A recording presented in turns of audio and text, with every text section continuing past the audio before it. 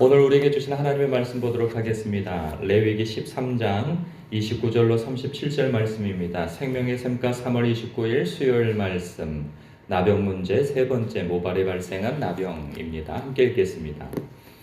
남자나 여자의 머리에나 수염에 환부가 있으면 제사장은 진찰할지니, 환부가 피부보다 우묵하고 그 자리에 누르스름하고 가는 털이 있으면 그가 그를 부정하다 할 것은 이는 오미이니라. 머리에나 수염에 발생한 나병임이니라. 만일 제사장이 보기에 그 옴의 환부가 피부보다 우묵하지 아니하고 그 자리에 검은 털이 없으면 제사장은 그 옴 환자를 이레 동안 가두어 둘 것이며, 이레 만에 제사장은 그 환부를 진찰할지니 그 옴이 퍼지지 아니하고 그 자리에 누르스름한 털이 없고 피부보다 우묵하지 아니하면 그는 모발을 밀되 환부는 밀지 말 것이요, 제사장은 옴 환자를 또 이레 동안 가두어 둘 것이며, 이레 만에 제사장은 그 옴을 또 진찰할지니 그 옴이 피부에 퍼지지 아니하고 피부보다 우묵하지 아니하면 그는 그를 정하다 할 것이요, 그는 자기의 옷을 빨아서 정하게 되려니와, 깨끗한 후에라도 옴이 크게 피부에 퍼지면 제사장은 그를 진찰할지니 과연 옴이 피부에 퍼졌으면 누른 털을 찾을 것 없이 그는 부정하니라. 그러나 제사장이 보기에 옴이 여전하고 그 자리에 검은 털이 났으면 그 옴은 나았고 그 사람은 정하니 제사장은 그를 정하다 할지니라. 아멘.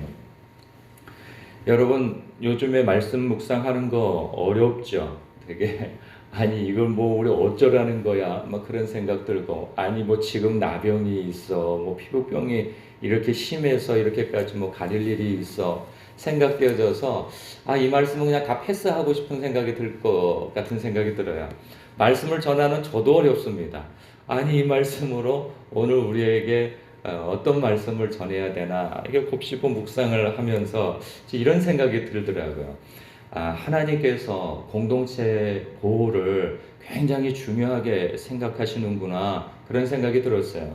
왜냐하면 이 나병의 특징을 보면은 전염성이에요, 전염성. 그러니까 이거는 오늘날 진짜 나병, 우리가 알고 있는 진짜 나병은 아니지만 이 시대의 여러 가지 피부 질환으로 일어나는 악성 피부병을 이야기해요. 그러니까 생명에 위협이 되어지기도 하고 여러 가지 공동체에 해악을 끼칠 만한 그런 전염성 강한 질병이란 말이죠. 그것을 알 수 있는 게 뭐냐면, 같은 이제 어떤 질병이 이제 의심되어진 질병이 났는데 그건 분명히 질병이에요. 그런데 이것은 전염성을 일으킬 만한 나병이냐 아니냐에 따라서 정하고 부정함이 결정되어지거든요.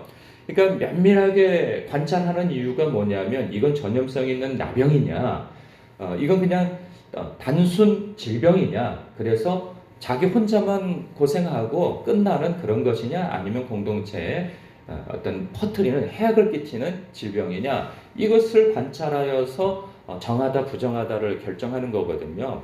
그래서 이건 공동체에 해악을 끼칠 만한 그러한 질병이다라고 여기면 부정하다라고 하는 거죠.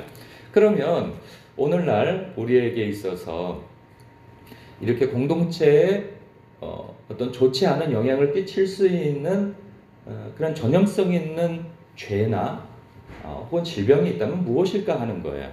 우리는 이 말씀을 이렇게 보면 최근까지 우리는 마스크를 쓰고, 그리고 이 질병, 이 전염병에 대해서 굉장히 조심하였단 말이죠. 그런데 이제는 정부에서도 해제를 하고, 그리고 특정한 어떤 곳을 제외하고서는 이제 마스크를 쓰지 않아도 이제 권면 사항인 거지, 이게 의무 사항은 아니란 말이죠.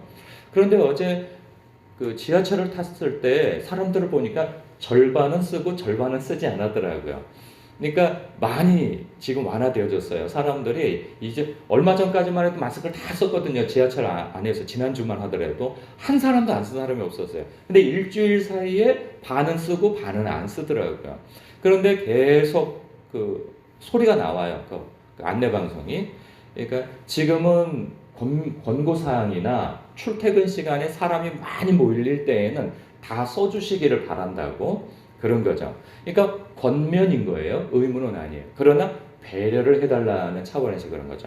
저는 교회에서도 그럴 필요가 있다는 생각이 들어요. 지금 우리 아직까지도 연로하신 분들, 이 병약하신 분들이 계세요. 그랬을 때 우리가 나만의 자유를 생각하느라 이제 다 해제되었고 그거 뭐 걸려도 크게 뭐 아프거나 그러지 않고 그냥 뭐 몸살 감기 정도인데 뭐 이렇게 또 쓰고 그러느냐? 그럴 수 있어요. 건강하신 분들은 그렇게 생각할 수 있어요. 그러나 아직 병약하신 분들은 아직 두려움이 있거든요. 왜냐하면 본인이 그 질병을 걸리게 되어지면 크게 몸이 아프거나 그것 때문에 예배 생활을 못하거나 혹은 가족들을 못 만날 수 있다라고 하는 그 두려움이 있기 때문에 건강한 분들은 안 써도 돼요, 지금은. 그러나 이 연약하신 분들을 위해서 배려하는 것, 이것이 사랑하는 마음이요 공동체를 위하는 마음이라 저는 생각되어집니다. 조금만 더 지나면 이제 그러하신 분들도 안 쓰게 될 거예요. 그런데 누군가 아직 두려움이 있어서 마스크를 쓰고 계신다면 그분을 배려하여서 그분을 보호하는 차원에서 마스크를 써주는 것도 이 사랑의 한 선택이라 하는 생각이 듭니다.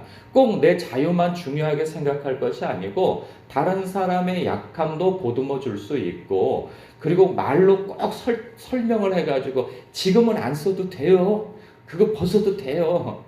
이렇게 상대방을 설득할 게 아니라 그 사람의 마음에 아직 조심하려고 하는 그런 마음이 있다면 내가 그 사람을 보호하고 공동체의 갈등을 야기시키지 않게 하기 위해서 내가 조금 불편을 감수해서 마스크를 쓰는 것도 하나님께서 기뻐하시는 태도라 그러한 생각이 들어집니다.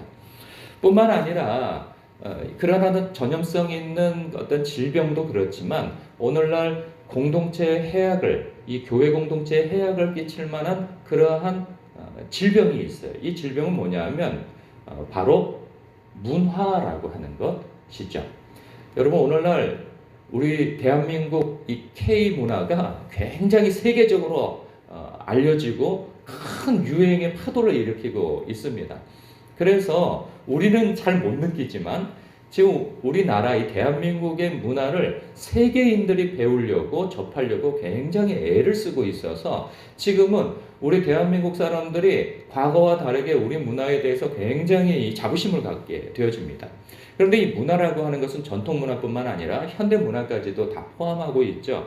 그래서 K-팝 그리고 K-드라마 뭐 이러한 것들이 굉장히 이 질 높은 내용들을 담고 이렇게 각 사람들의 정신에 침투되어진단 말이죠. 근데 질이 높다고 하는 것은 세상적 표현인 것이죠. 우리 기독교인으로서는 그 질이 높다고 하는 것이 꼭 교양이나 도덕성이나 윤리 뭐 여러 가지를 포함해서 신앙적으로 포함해서 오히려 반대로 해악을 끼치는 것들이 또 많이 있어요. 그래서 우리가 그것을 무분별하게 접하다 보면은 우리 자신도 모르게 무엇이 옳고 그른지에 헷갈림이 올 수 있단 말이죠. 세상에서는 높아지는 것이 덕이고 세상에서는 성공하고 번영하는 것이 덕이라고 했을 때 우리가 신앙 안에서 꼭 높아지고 번영하고 하는 것이 복이 아닐 수 있거든요. 그런데 세상적인 복을 교회 안에 가지고 들어와서 이것이 복입니다. 이것이 형통입니다. 라고 가르칠 수가 있거든요. 그렇지 않다는 거예요. 성경은 절대 세상의 번영과 형통을 하나님의 형통과 복으로 말씀하시는 바가 없어요. 그런데 우리는 세상에서 높아지고 번영하는 것이 하나님께서 주시는 복이라고 생각하는 경향을 교회 안에 가지고 들어와서 그걸 간증하고 그걸 사람들에게 가르치기까지 한다면 이것은 큰일이라는 거죠. 뿐만 아니라 섬김을 받는 것이 오히려 높아지는 것이라 내 명예가 높아지고 내 위치가 높아지는 것이라 여기는 세상적 가치를 가지고 교회에 들어올 수 있어요. 그럴 수 없다는 거예요. 성경은 그것을 가르치지 않는단 말이죠. 내가 낮아지는 것을 통해서 하나님 나라는 그 사람을 높여준다라고 말씀하고 있어요. 또 하나 오늘날은 요즘에 굉장히 각광을 받고 있는 드라마 하나가 있어요. 더 글로리라고 하는, 보지는 않았는데 대충 내용은 그런 거예요. 학폭을 당한 학생이 성장해가지고 그것을 주도면밀하게 계획을 해서 자신에게 그렇게 크게 해악을 끼쳤던 그러한 친구는 아니죠. 그러한 학폭자들을 찾아가서 전부 다 응징을 하는 거죠. 그런데 그 보는 사람들이 다 대리만족을 느껴요. 아, 너무나도 아름다운 보복이다 라는 거죠. 그런데 성경은 아름다운 보복이 없어요. 너희들이 그 원수를 갚지 말라는 거예요. 하나님께 맡겨두라는 거죠. 너희는 원수를 위하여서 기도하고 오른편 뺨을 때리거든 왼편 뺨도 돌려대라는 거예요. 그런데 세상적 가치에서 보면 이것만큼 바보스러운 일이 없어요. 왜 그런 짓을 하냐 이거죠. 근데 세상 문화를 자꾸 접하다 보면은 하나님의 말씀은 왠지 편협하고 이 시대에 맞지 않는 요구인 것처럼 보여진단 말이죠. 그것은 전방위적으로 와요. 그것뿐만 아니라 뭐 동성애가 얼마나 용기 있고 아름다운 연애로 비춰지는지 몰라요. 그런 것들은 넷플릭스에서 너무나도 적극적으로 나서서 그것을 홍보하고 있음을 봐요. 드라마 예전에 몇 편의 드라마를 보면은 넷플릭스에서 나오는 것들은 동성애를 꼭 끼워 넣어요. 그래서 동성애가 오늘날 아름다운 연애를 하는 것이다라고 하는 것으로 사람들에게 은연중에 자꾸 심어준단 말이죠. 그러면 기독교인은 자신도 모르게 그래 동성애는 괜찮은 거야. 동성애 하는 사람도 사랑해야 돼. 누가 사랑하지 않습니까? 사랑하죠. 그런데 우리는 동성애 하는 그 사람을 미워하는 게 아니고 그 죄를 경계하는 것이죠. 그런데 그걸 딱 싸잡아가지고 교회는 동성애자들을 미워해. 그들을 배척해. 그건 바보스러운 생각이에요. 그렇지 않아요. 우리는 모든 죄인을 하나님께서는 사랑하십니다. 그래서 그 사람들도 우리가 교회가 품을 것을 하나님께서 명하세요. 그러나 그 죄까지 품는 것은 아니라 말이죠.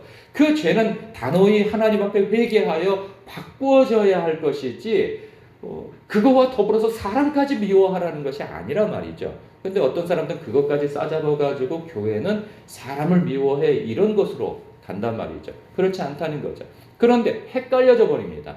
자꾸 그런 것을 접하다 보면 동성애도 괜찮은 것 같아. 이렇게 미화시키거든요. 그것뿐이 아닌 거죠. 불륜도 굉장히 아름답고 로맨틱하게 그려져요. 아, 그럴 수밖에 없겠구나 라고 자꾸 생각하게 만들어서 일상의 삶 속에서 저런 연애도 해보고 싶다. 그런 마음을 불러일으킨다 말이죠.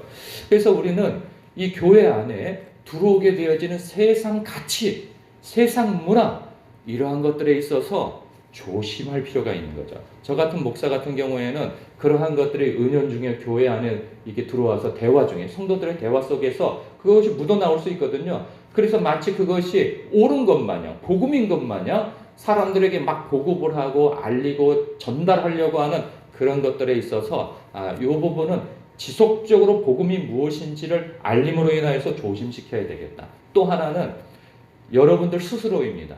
말씀을 가까이 하지 아니하면 하나님의 선하시고 기뻐하시고 온전하신 뜻이 무엇인지 말씀 안에서 분별하려고 하는 노력이 있지 아니하면 여러분 스스로가 오염돼서 가지고 들어올 수가 있다 말이죠. 이런 부분에 있어서 여러분들이 늘 스스로를 조심시키시기를 주님의 이름으로 축복합니다. 그래야 여러분도 살고 교회 공동체도 살 수 있는 거예요. 우리가 복음 안에서 선명한 복음 가운데에서 하나님의 나라를 살아가고 그리고 하나님의 나라를 확장시켜 나아가려면 우리 스스로가 그런 부분에 있어서 거룩 세상과 구분되어지고 구별되어지는 그러한 삶을 사는데 힘써야 하는 것이죠. 오늘도 말씀 안에서 그러한 분별이 여러분에게 있으시길 주님의 이름으로 축복합니다. 기도하겠습니다.